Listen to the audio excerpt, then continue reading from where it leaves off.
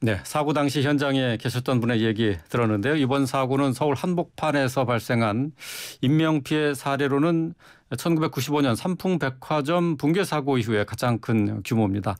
자, 이번 사고를 계기로 해서 우리 사회가 얼마나 안전한 사회인지 돌아봐야 한다는 목소리가 나오고 있는데요. 문현철 숭실대 대학원 재난안전관리학과 겸임 교수 연결해서 관련된 얘기 나눠보도록 하겠습니다. 문 교수님 안녕하세요. 네, 안녕하십니까. 고생하십니다. 네. 예. 네. 자, 이 서울 도심에서 대규모 인명피해가 발생할 거라고는 상상하기 어려웠는데요. 자, 이번에 이태원 참사 왜 이렇게 인명피해가 컸는지 원인이 어디에 있다고 보십니까? 네, 그 참사 당일 오전에 제가 그 참사 현장 앞을 시내버스 타고 지나갔었기 때문에 그러세요. 저 역시 아주 너무도 망연자실하고 있는데요. 예. 네, 참사의 원인들은 이제 또 이렇게 피해가 커진 것들은 더 정밀한 조사를 통해서 분명하게 밝혀지겠지만 네. 지금 언론에 보도된 내용과 현장의 상황들을 토대로 분석을 해본다면요.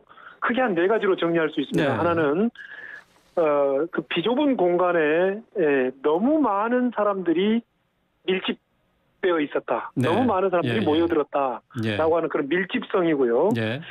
두 번째는 또 엎친 데 겹친 격으로 그 공간이 좁은 골목길이었고 예. 설상가상 그곳이 경사진 곳이었다. 네. 넘어지기 쉬운 경사진 예. 곳이었다라고 하는 공간적 요인이 있고요. 세 번째는 상황이 그렇게 참사가 발생하고 사람이 죽어감에도 불구하고 쿵짝쿵짝 음악 소리가 강하게 계속되고 있었다. 예. 그래서 앞에서 발생된 위험에 대한 아우성에 대한 또 구조 요청 외침에 대한 소리가 전파되지 않았다. 예. 라고 하는 것이고요. 또 하나는 그 10만 명 정도가 그 길거리 도로 좁은 골목길로 운집될 수 있다는 예상할 수 있는 징후들이 여러 곳에서 감지되었음에도 불구하고 최소한 그날 저녁, 그러니까 토요일 저녁 6시, 7시경 해가 넘어갔을 때 컴컴해지면 그때부터 이제 주말 저녁이기 때문에 사람이 많이 모이지 않습니까? 네. 그렇다면 그때 그곳에 차 없는 거리를 선포한달지 또는 지하철을 무정차 통과시킨달지 뭐 이렇게 해서 좀 사람들의 운집성 모여드는 것을 좀 감소시킬 조치들이 필요하지 않았느냐라고 하는 것으로 좀 요약해 볼 수가 있겠습니다. 자, 뭐 4가지로 그 이유, 인명 피해가 커진 이유를 짚어주셨는데, 근데 이번 사고로 안타깝게도 숨진 여성이 남성보다 2배 가까이 많았습니다.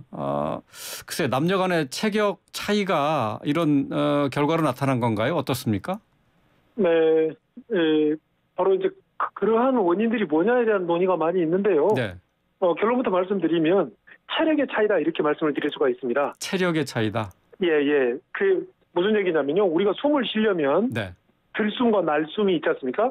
숨을 들이마시고 내뱉고 들이마시고 내뱉고 하는 데는 최소한의 공간이 필요합니다. 자, 그런데 너무 뒤에서 미는 힘이 강해서 앞사람과 뒷사람, 뒷사람 간에 강하게 밀착이 되면 숨을 쉴 수가 없죠. 그런데 우리는 본능적으로 숨을 쉴 수가 없는 상황이 되면 왼팔과 오른팔로 내 어떤 가슴 주변에 이렇게 둘러싸고 미는 힘이 발생하잖아요.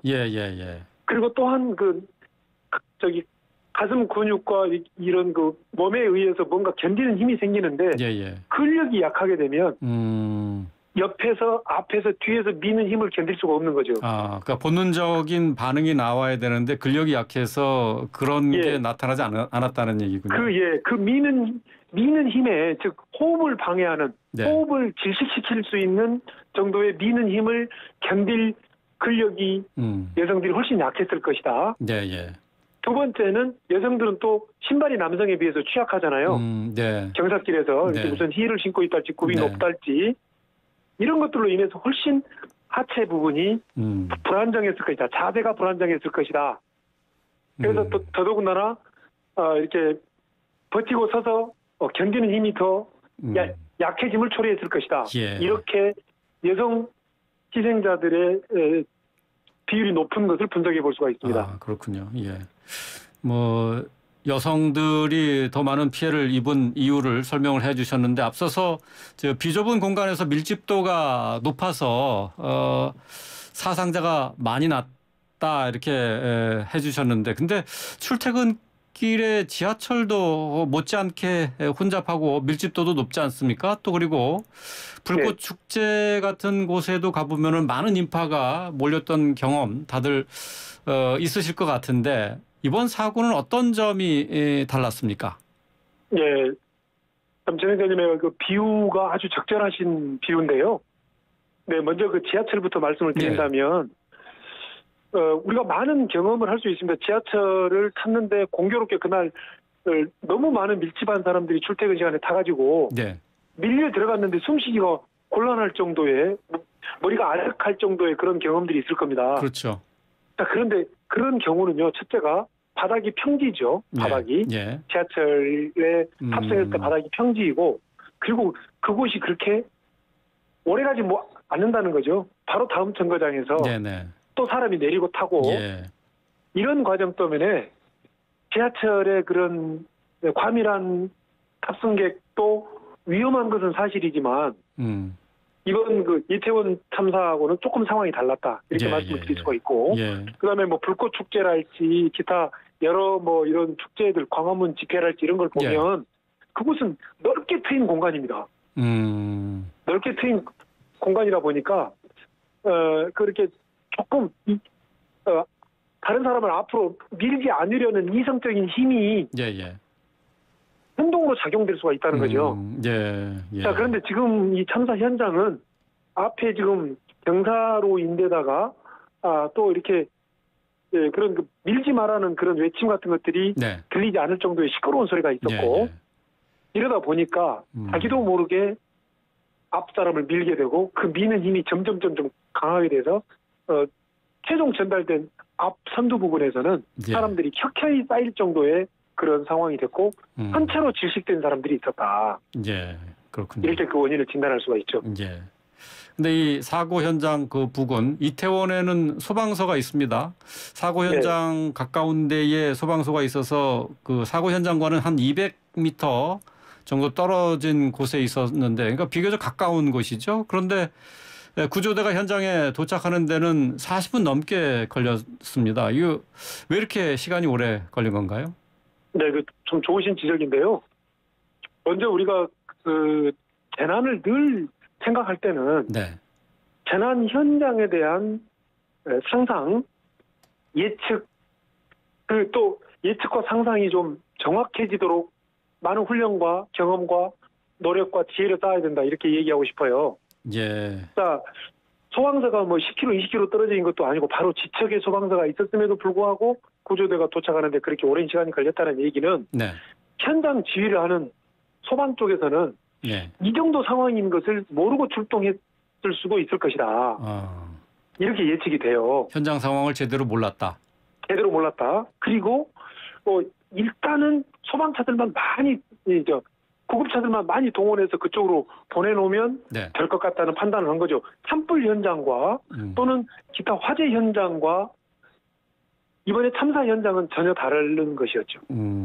즉 그렇게 해서 이제 구급차들은 왔는데 와 보니 사람들이 켜켜이 쌓여 있고 화면 보셨겠습니다만은 일단은 제일 밑에 깔려 있는 사람들이 안타깝고 위험해 보이니까 그 사람을 또는 중간에 있는 사람을 빼내려고 하는데 이것 또한 굉장히 위험하고 매우 그 비전문적인 조치인 거죠.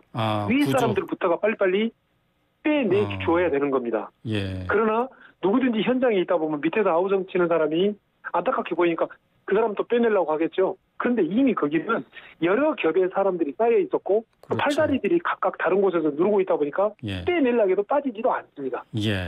자, 이런 상황들이 정말 한 번도 경험해보지 못한 예측하지 못한 이런 여러 위험 요인들이 가중이 된 것들이 아마 이렇게 지연을 촉발시키지 않았냐 이렇게 진단이 됩니다.